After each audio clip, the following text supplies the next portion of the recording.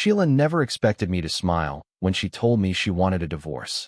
In fact, I'm certain she rehearsed this moment, standing in front of a mirror, perfecting that blend of firm yet victimized. When she sat across from me at the kitchen table, hands folded like she was delivering a eulogy instead of a life-altering announcement, she even let out a deep, theatrical sigh before speaking. "I think we should get a divorce," she said solemnly. I smiled. Not just any smile. A slow, satisfied, almost relieved kind of smile. The kind you see on someone who's just exhaled after holding their breath for far too long. Her face twitched, her confidence momentarily cracking. She had prepared for resistance, anger, maybe even heartbreak. What she hadn't prepared for was indifference. "Okay," I said simply, leaning back in my chair. Her eyes narrowed. "That's it." I nodded, feeling lighter than I had in years. "That's it." She blinked, clearly thrown off. "You don't want to talk about it? Do we need to?" I asked. That's when I saw it. A flicker of something in her expression. Hesitation. Maybe even regret. Not yet, but close. For months, she had been distant, coming home late, spending more time on her phone, smiling at texts from someone I had never met. She thought I was blind, but I had seen everything. The shift in her behavior. The way she suddenly cared about how she looked when going out, but barely glanced at me when she was home. So no, I didn't need to talk about it. I already knew what this was. Sheila had someone else, and she thought she was upgrading. She expected the classic reaction, begging, pleading, maybe even a desperate attempt to win her back. That's how these things usually go, right? But I wasn't going to give her that satisfaction. Instead, I stood up, stretched, and let out a relaxed sigh. "Honestly, this is great news, Sheila." I was starting to wonder how long we were going to keep pretending. Her mouth opened slightly, but no words came out. For the first time in a long time, she was the one who didn't know what to say. I walked to the fridge, grabbed a beer, and cracked it open like we were discussing weekend plans. "So, do you want to split our things now, or should we do it over the weekend?" I asked casually. She didn't answer right away. Probably because this wasn't how it was supposed to go. But that was just the beginning. Sheila thought she was the one leaving me behind. She had no idea she was about to lose everything. She sat there, staring at me, her carefully rehearsed script falling apart in real time. I could almost hear the gears in her head turning, trying to process why I wasn't reacting the way she had expected. She had planned this divorce like a chess move, assuming I'd fall apart the moment she declared checkmate. What she didn't realize was that I had already left the game long before she made her move. I took another sip of my beer and leaned against the counter. "So," I prompted, raising an eyebrow. She finally managed to recover. "I think it would be best if I handled the paperwork first," she said, regaining some of her confidence. "We don't need to rush through this." Translation: she needed more time to put her final pieces in place before cutting me off completely. "Sure," I said, nodding. "Take your time." Her eyes flickered with uncertainty. She had expected anger, maybe even an argument. Instead, all she got was calm acceptance. It was already messing with her. That night, I started laying out my own plans. If Sheila thought she had control of this situation, she was about to get the wake-up call of her life. First, I made a few calls. My lawyer, an old friend who owed me a favor, was more than happy to help. I sent over everything: bank statements, property deeds, even a few little details Sheila didn't think I knew about. Then, I checked our joint accounts. Sure enough, there had been unusual transactions, money withdrawn in increments, disappearing without explanation. Sheila had been preparing for this for months. What she didn't know was that so had I. Over the next few days, I moved fast. While Sheila was busy spending time away from home, I was making sure everything important was secured under my name. She had assumed she was in control, but she had underestimated me. Then, I started dropping subtle hints. "So, do you have a new place lined up?" I asked casually over breakfast, pouring myself a coffee.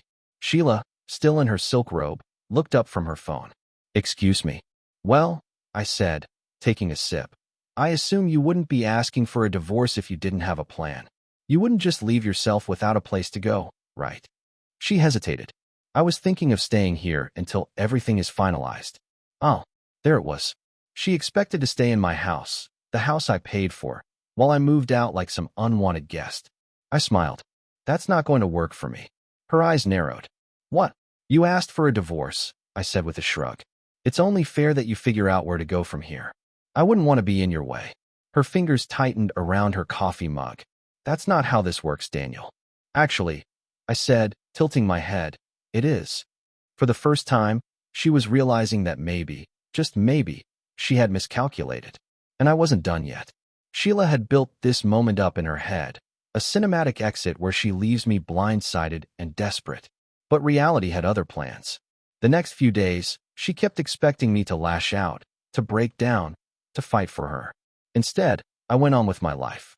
I cooked for myself, watched the shows I liked, and spent my evenings on the phone with my lawyer, setting up my next moves. Every time she saw me relaxed, unbothered, her frustration grew. She started lingering around more, hoping to provoke a reaction. One night, she accidentally left her phone on the kitchen counter while she showered. A message popped up. Matt, we need to talk. So, that was his name. I didn't need to snoop any further. I already had all the proof I needed. She had spent months planning this betrayal, thinking she was the mastermind. But the real game had just begun. The days following Sheila's divorce bombshell were nothing short of amusing. She had expected me to unravel, to break down, to fight for her. Instead, I thrived. And that was driving her insane. She lingered around the house more than usual, watching me, waiting for a reaction that never came.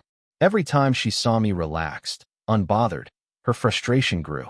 But I had bigger things to focus on. I had already set the wheels in motion, and Sheila was about to learn that she wasn't the only one making plans. I spent my evenings on the phone with my lawyer, finalizing paperwork, securing my assets, and ensuring that Sheila wouldn't get a single cent more than she was entitled to.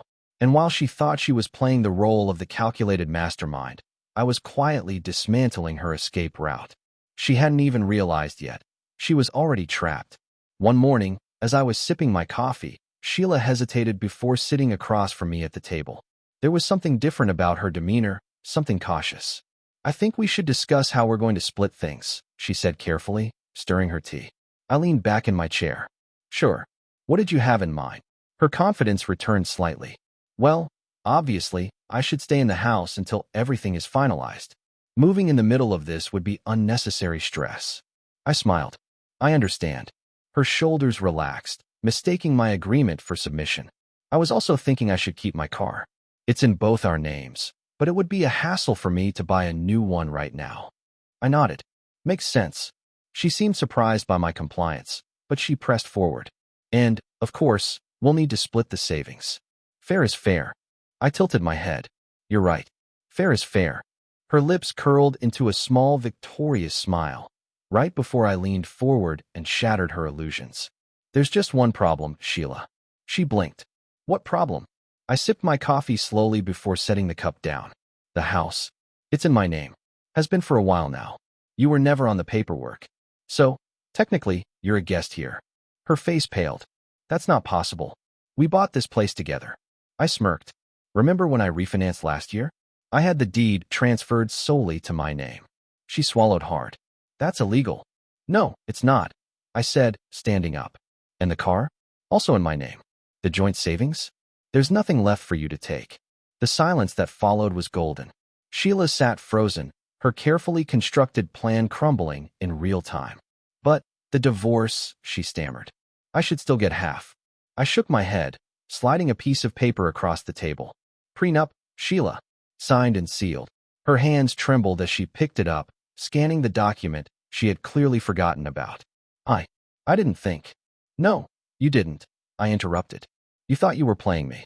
But in reality, you played yourself. She shot up from her chair, her composure breaking for the first time. This isn't fair, Daniel. I shrugged. Fair?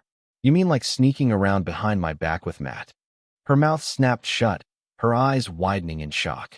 Oh yeah, I know about him, I said, crossing my arms. The late nights, the secretive texts, the sudden interest in looking good before going out, but never for me. You weren't as discreet as you thought. She sank back down into her chair, speechless. Did you really think you were leaving me with nothing? I asked, shaking my head. You thought you were upgrading, Sheila. But what you really did was throw away stability for a fantasy. Tears welled in her eyes. Daniel, I held up a hand, cutting her off. Save it.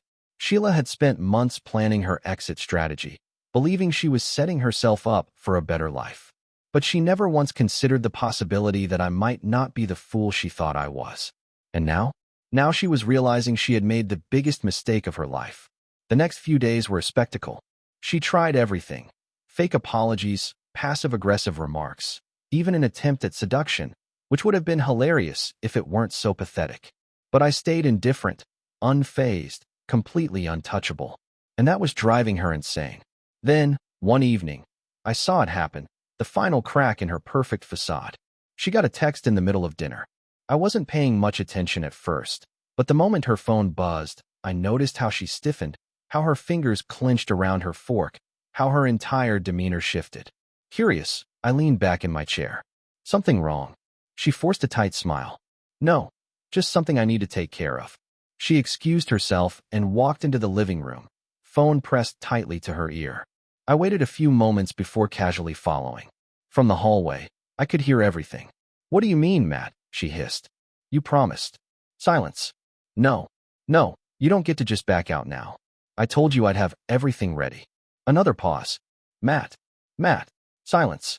Then, she let out a frustrated noise and threw her phone onto the couch. I smirked. So, Matt was bailing on her too. Leaning against the doorway, I cleared my throat. That didn't sound good. She whirled around, eyes blazing. Were you listening to me? I shrugged. Hard not to when you're practically screaming. She exhaled sharply, running a hand through her hair. It's nothing. Really. I tilted my head. Because it sounded like Matt just left you high and dry. Her jaw clenched. I chuckled. Wow. He really left you hanging, huh? Guess that whole new life thing didn't work out the way you thought it would. Shut up, Daniel, she snapped. No, really. I continued, voice dripping with mock concern. Where are you going to go now? You do have a backup plan, right? Her silence was the only answer I needed. For months, she had been so confident, so smug, thinking she had everything figured out. She thought she was trading me in for something better. But now she was completely lost, completely alone. And she had no one to blame but herself. Sheila had officially lost control. The cracks in her confidence, which started as hairline fractures, had now spread into irreparable damage. She thought she had it all figured out. A perfect escape, a fresh start with her affair partner, Matt. But Matt had just shown her exactly what she meant to him. Nothing. I could practically hear the desperation in her breathing as she paced the living room, gripping her phone as if sheer force would make Matt call her back. She refused to look at me, but I wasn't going to let her avoid reality. Guess he wasn't the upgrade you thought he was, I said, feigning sympathy as I leaned against the doorframe. Her head snapped up, eyes full of resentment. Shut up, Daniel. I smirked. What's wrong, Sheila? Isn't this what you wanted? She clenched her fists, breathing heavily. You don't understand. Oh, I understand perfectly, I interrupted. You threw away everything we built because you thought the grass was greener. Turns out, your new guy can't even afford a lawn. Her face crumpled, but she fought to keep her composure. She hated that I was right. Hated that she had miscalculated so badly. But most of all, she hated that I wasn't giving her even an ounce of sympathy. Sheila swallowed hard, trying to regain her composure. I just need time to figure things out. I sighed dramatically. Sheila, you don't have time. In case you forgot, you filed for divorce. You made your choice. And now, you get to live with it. Her breathing hitched. You can't just throw me out like this. I raised an eyebrow. Actually, I can. And then I walked away, leaving her standing there, alone in the wreckage of her own making. The next morning, I made my final move. Sheila left early, no doubt trying to salvage what little dignity she had left. That gave me just enough time to put the final nail in the coffin. I changed the locks. It was completely legal. I owned the house. She was never on the lease, and she had already filed for divorce. That meant she had no claim to stay. When she returned that evening, I was already sitting comfortably on the couch with a drink in hand. I heard the key jiggle in the lock once, twice, and then a loud bang as she slammed her palm against the door. Daniel, she shouted. Open the door. I took my time, finishing my drink before standing up and strolling over. I cracked the door open just enough to see her furious, panicked face. What's the problem, Sheila? I asked, feigning innocence. What the hell did you do? She snapped. I shrugged. I figured since you're leaving anyway, there was no point in keeping the old locks. Sheila's breathing was erratic. You can't do this. I need time. I leaned against the doorframe. Time? Time for what? Matt didn't exactly roll out the welcome mat for you. Her jaw tightened, her eyes flashing with a mix of rage and fear. I almost felt sorry for her. Almost. Daniel, please, she said, voice trembling. I have nowhere else to go. I tilted my head. Not my problem. She reached out as if she could physically grab my sympathy, but I stepped back and closed the door in her face. For the first time in her life, Sheila had no options left, and it was entirely her fault. The next few days were eerily quiet. No more passive-aggressive remarks. No more fake attempts at small talk. No more Sheila. I had expected her to fight, to argue, to scheme another way back in. Instead, she disappeared. It wasn't until a week later that I got my answer. I was stopped at a red light when I saw her across the street. Sheila was standing outside a cafe, hunched over her phone, looking rough. Her once perfectly styled hair was messy, her usually polished outfit wrinkled. She looked like a woman who had lost everything. And the best part? She wasn't alone. Matt was there too, and he looked pissed. I watched as they argued. Sheila gestured wildly, pleading, while Matt stood there with his arms crossed, shaking his head. Then, finally, he turned and walked away. Just like that. Sheila was officially out of options. I should have driven off, should have left her standing there in the cold. But something in me wanted to see what she'd do next. She stood frozen for a moment, her hands clenched into fists. Then, slowly, she turned and looked around. And that's when she saw me.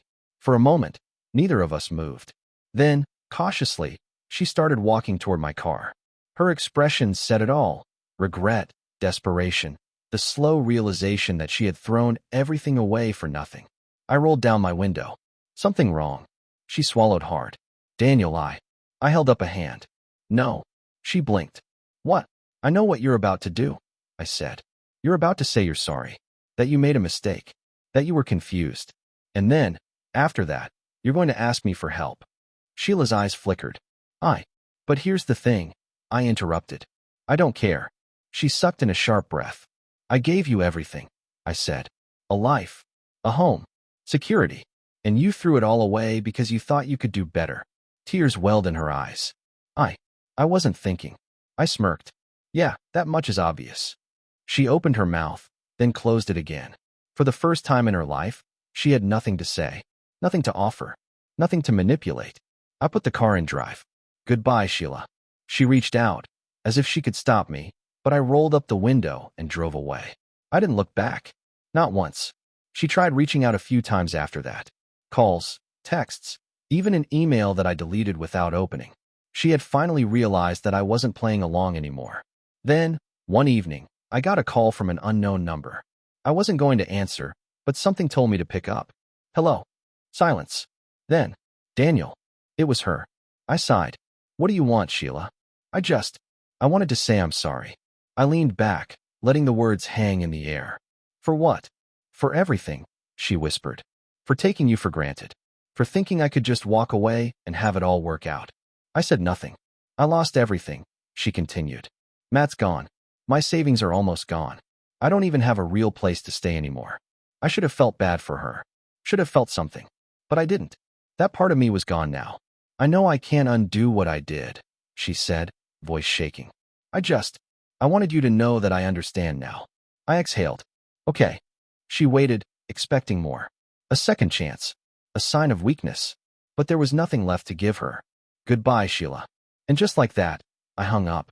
For the first time in years, I was finally free.